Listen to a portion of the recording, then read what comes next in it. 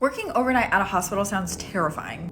A few years ago, a woman was working an overnight shift in the dementia ward of a hospital. And she went to go check in on one of her patients who had aphasia, which means that she couldn't speak. But it seemed like the older woman was trying to communicate something to the nurse. And the nurse got a really bad vibe. She's like, okay, something's clearly wrong here. When all of a sudden the woman with aphasia starts shaking, she looks terrified and she points at something behind the nurse.